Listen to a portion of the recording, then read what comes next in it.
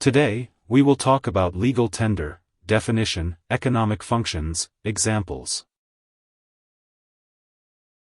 Legal tender is anything recognized by law as a means to settle a public or private debt. It can be used for tax payments, contracts, and legal fines or damages. The national currency is legal tender in practically every country, and a creditor is legally obligated to accept legal tender toward repayment of a debt. Legal tender is established by a statute that specifies the thing to be used as legal tender and the institution that is authorized to produce and issue it to the public. In the U.S., the recognized legal tender consists of Federal Reserve notes and coins. Creditors are required to accept them as payment offered to discharge a debt. Legal tender laws prevent the widespread adoption of anything other than the existing legal tender as money in the economy. Some currencies, such as the US dollar and euro, are used as legal tender in countries that either do not issue currencies of their own or have found the stable dollar preferable to their own currency.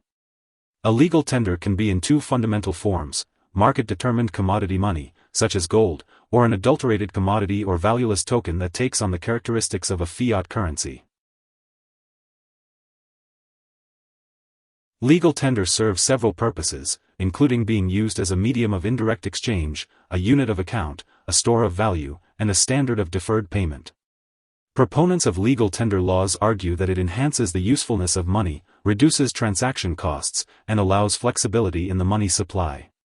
Legal tender laws also make monetary policy possible and facilitate the issuance of fiduciary media by the banking system. The popularity of cross-border and online shopping is increasing the demand for more forms of money to be recognized as legal tender, including popular cryptocurrency alternatives like Bitcoin. However, these alternatives do not represent legal tender in most countries. The use of cryptocurrencies is mostly limited to gray and black market activity or as speculative investments. Some exceptions include the Petro in Venezuela and the Sovereign in the Republic of the Marshall Islands as legal tender. Here are three key takeaways. 1. Legal tender is the legally recognized money within a given political jurisdiction.